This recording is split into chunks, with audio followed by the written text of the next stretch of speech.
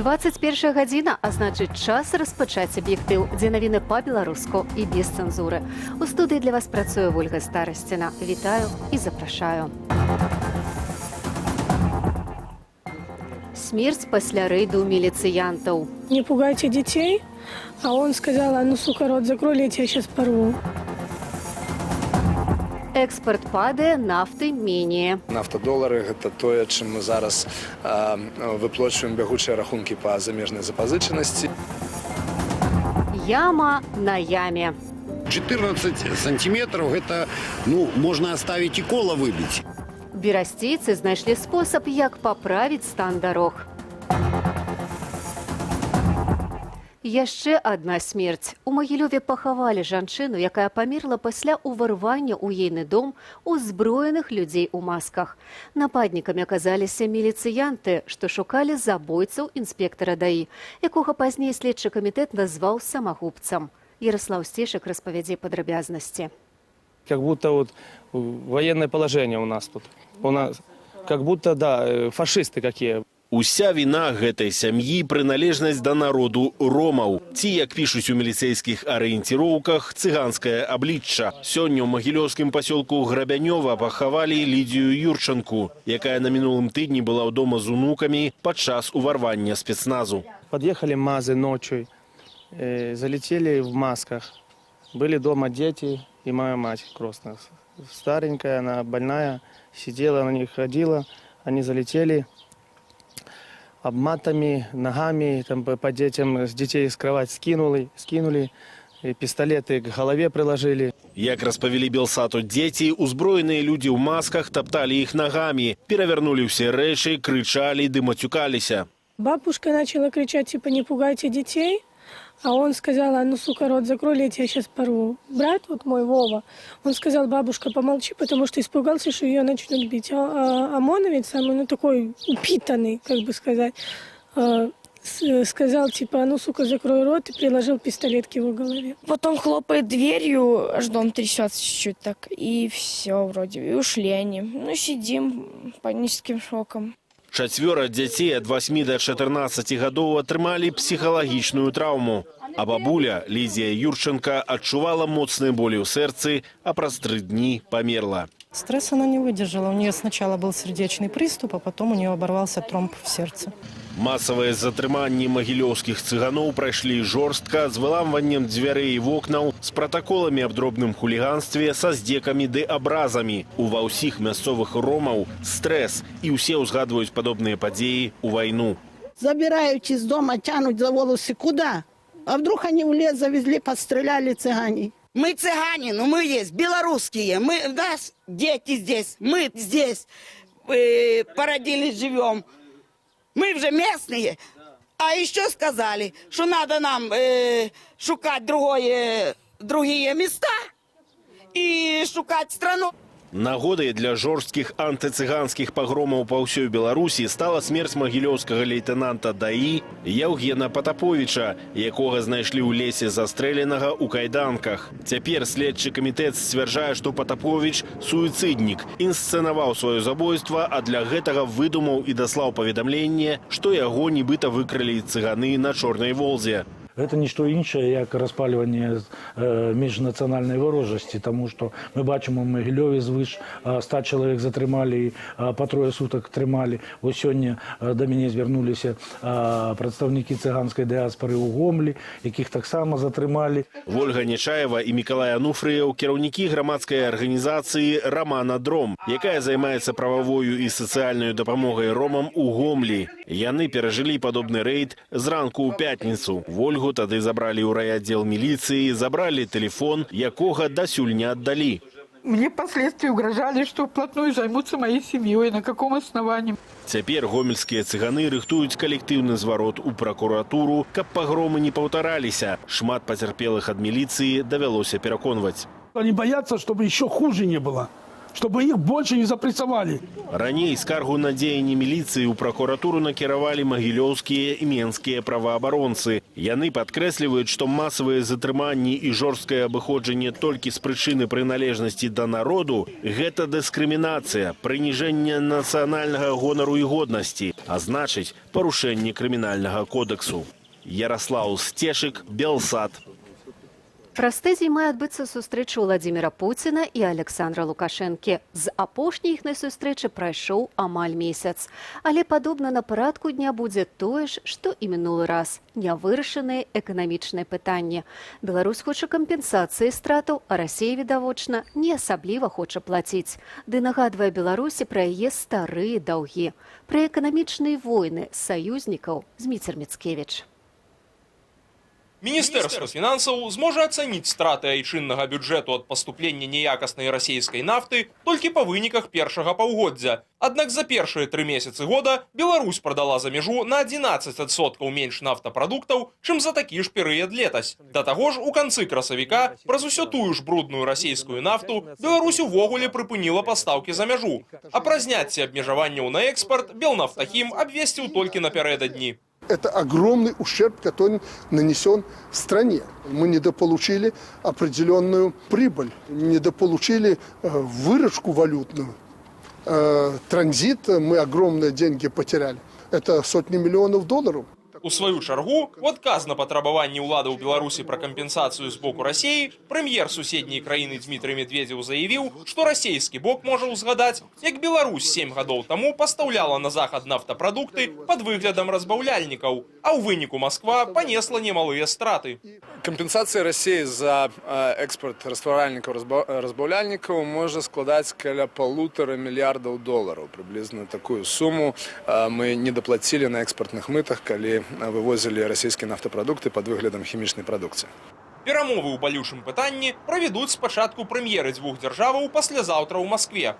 А затым адбудзецца сустрэча і на ўзроўні кіраўнікоў краінаў ужо 29 траўня. На ёй, мяркуюць адмыслоўцы, чарговы раз уздымуць і пытанне аб падатковым манеўры Расіі. Расійскае кіраўніцтва ўвязвае ягонае рашэнне з пытаннем так званай паглыбленнем інтэграцыі, то бок аб'яднаннем Беларусі з Расіяй на падставе дамовы аб саюзнай дзяржаве.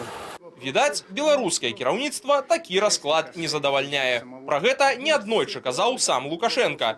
Тым больш Крэмль мае значныя рычагі ўплыву на саюзніка. Калі кошт расійскай нафты для Беларусі зраўнуецца з сусветным, то пры існым узроўні нафтаперапрацоўкі беларуская нафтаперапрацоўка стане папросту хутчэй за ўсё стратнай. І адпаведна гэта будзе мець эфект даміно на всю беларускую эканоміку, таму што гэтыя нафтадолары гэта тое, чым мы зараз выплачваем бягучыя рахункі па замежнай запазычанасці. Таму што дасюль Беларусь была нафтавым офшорам. І дзякуючы гэтаму статусу Беларусь атрымоўвала значныя дывідэнды эканамічныя. Цяпер трэба будзе шукаць новыя дывідэнды. І, дарэчы, гэта можа азначаць, што трэба мяняць беларускую сацыяльную мадэль. Таму што беларуская сацыяльная мадэль у значнай ступені грунтавалася на расійскіх датацыях. Адпаведна, важным пытаннем застаецца не толькі здольнасць уладаў Беларусі атрымаць тактычную перамогу ў перамовах з усходнім суседам, але і іх гатоўнасць да сістэмных зменаў у выпадку неспрыяльнага выніку. Мясныя і малочныя, нафтавыя і газавыя, якіх толькі войнаў не было паміж саюзнікамі Менскам і Масквою. На фоне апошняга нафтавага канфлікту кіраўнік Беларусі нават заклікаў урад да дыверсіфікацыі імпарту. Толькі ці не запозна? Зміцер Міцкевіч, Белсат. Працягваем выданне аб'ектыву з іншымі тэмамі. Для тых, хто ў паветры, зручныя авіапералёты. Для тых, хто на зямлі, нязносны шум. Гэтак з адкрыццём у нацыянальным аэрапорце другой узлётна-пасадачнай паласы кардынальна змянілася жыццё жыхароў вёскі Пяцігодка. Прагрэсу, зразумела, не спыніць, але ці магчыма скарыстацца з вынаходніцтваў і ўсталяваць антышумавыя канструкцыі, высвятляла Тацяна Ўласенка.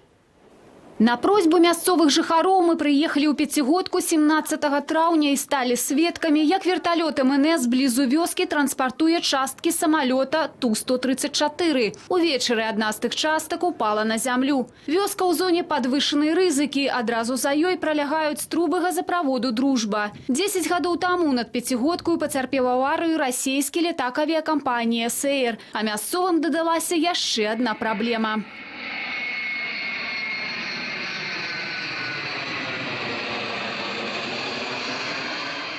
Жыхары вёскі Пяцігодка, якая знаходзіцца менш чым у 2 кіламетрах ад новай узлётна-пасадачнай паласы нацыянальнага аэрапорта Менск, не вытрымліваюць шумавога цяжару.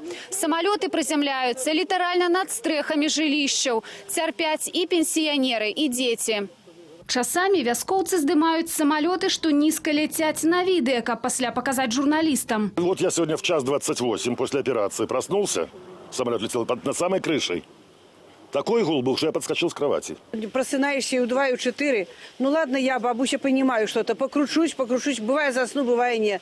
А внука привязывать 2 годики, 4 проснется. Да где ж детенку не объяснишь, внучек самолетик полетел. Если в 2011 году и в 2017 году проводились замеры, и они превышали все возможные нормы, то на сегодняшний день у нас есть ответ, что превышение шума составляет 1 децибел. На самом деле...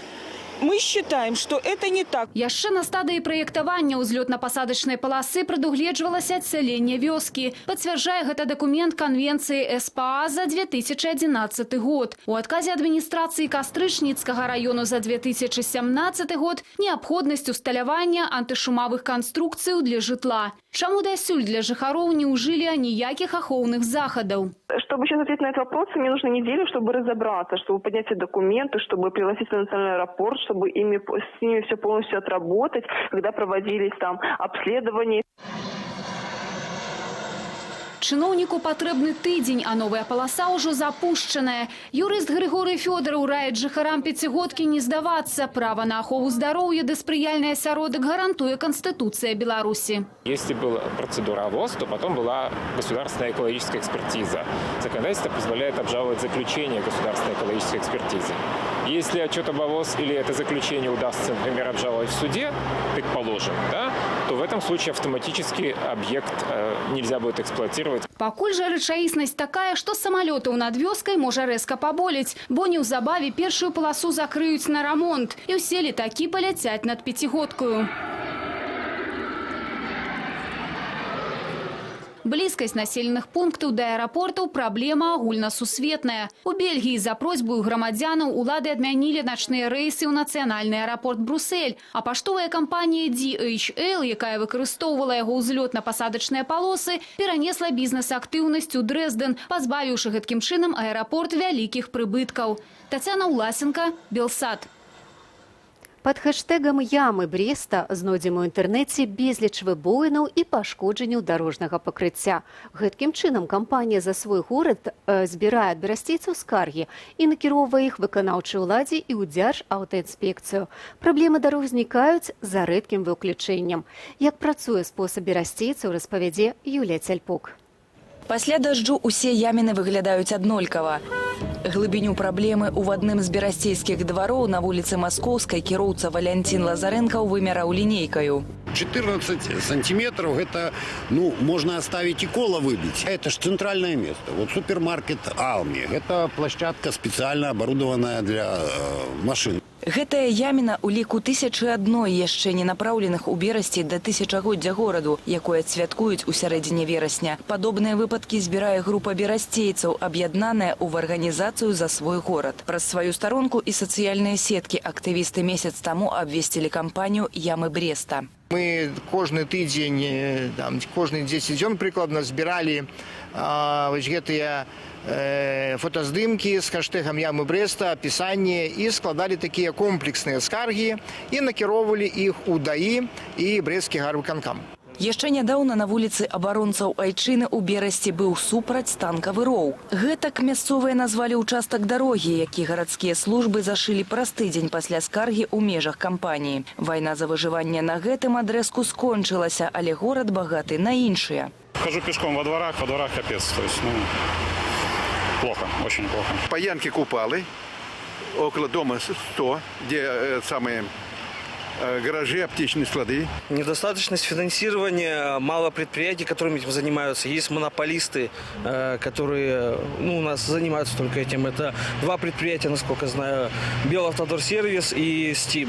Новыя дарогі будуюць паводле больш трывалай тэхналогіі, а на перасланне старых то час неадпаведны, то фінансавання няма. У якасці таблеткі, якая не лякуе, але часова пазбаўляе ад болю, улады пагаджаюцца на заплаткавы рамонт. У першую чаргу адбываецца рамонт вуліцаў з найбольш інтэнсіўным рухам транспарту і пакрыццё якіх мае значныя пашкоджанні. Пасля 15 траўня будзе выконвацца ямінавы рамонт праездаў у дварах. Менавіта гэтага чакае большасць удзельнікаў марафону ямы Бреста, бо чым далей ад цэнтральнай вуліцы, тым больш выбоінаў напаткаюць колы. Прывучаем людзей не баяцца, каб яны публічна агучвалі гэтыя праблемы, гэтыя, магчыма, іншыя, а далей мы проста збіраем і накіроўваем уже комплексныя скаргі.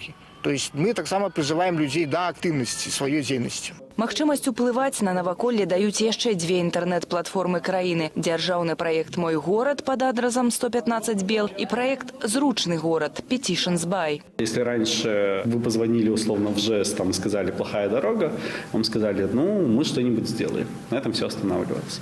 Тут такой вариант уже не прокатит, потому что тут надо дать ответ, в течение какого срока, если проблема есть. Ну, а если плохая дорога, там есть яма, естественно, их надо сделать. Берасцейская платформа «За свой город» ужо 3-я з ліку мабілізацыйных для дзяржавы. Паўстала ў Берасці, але пазіцыянуе сябе як арганізацыя дзеля развіцця ўсяе краіны. Юлія Цяльпук, Белсад. Гісторыя, якой не пачуеш у школе. У гарадзенскім цэнтры гарадскога жыцця распавялі пра польскі корпус аховы памежжа, які дзеяў у міжваеннай заходняй Беларусі.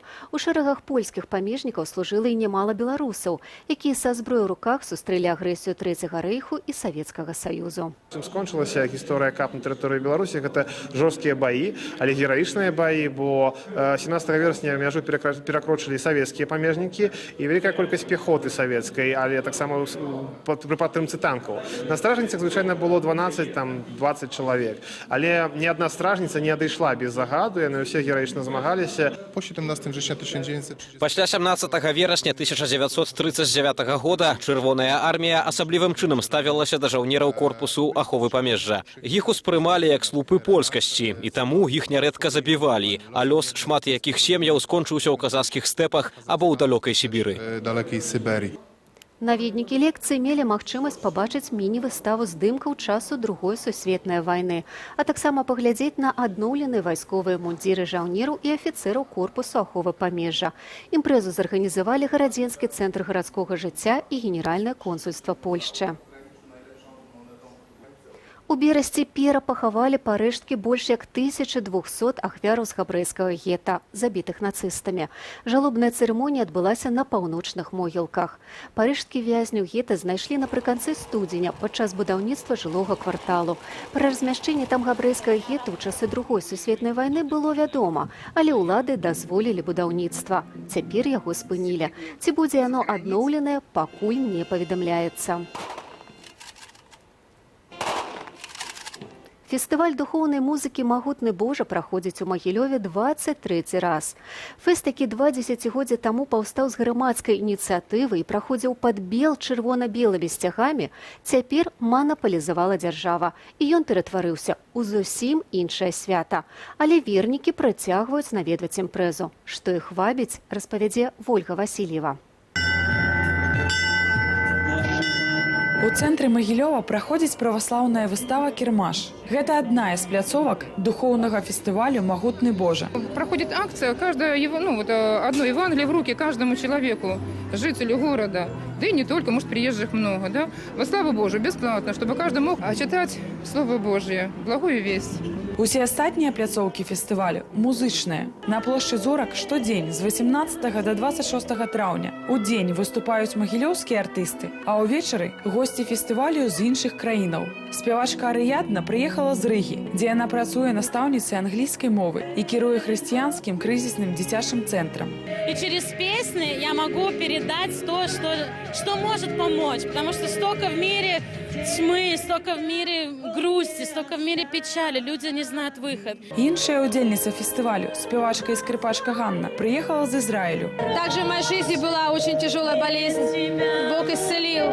Поэтому вся моя жизнь посвящена, положена к Его ногам, чтобы прославлять Его, чтобы Его имя прославлялось. Галоўную пляцоўкаю фестывалю «Магутны Божа» традыцыйна выступае касцёл спадчыну на Свяцейшай Дзевы Марыі і святого Станіслава. Тут праходзяць арганныя канцэрты і конкурс харавых ды вакальных калектываў. Пераможца конкурсу сёлета атрымае $2000. Гэты фестываль неабходным як евангелізацыя. Божае Слово, яно мае цудоўны дар, як папасць у сэрца, і там яно прарасце заўсёды, даць гэты плён. Фестываль «Магутны Божа» узнік у 1993 годзе з грамадскай ініцыятывы, але пасля зрабіўся цалкам дзяржаўным. Некалі штогадовую імпрэзу цяпер ладзяць раз на 2 гады. Скарацілася і колькасць краінаў-удзельніц.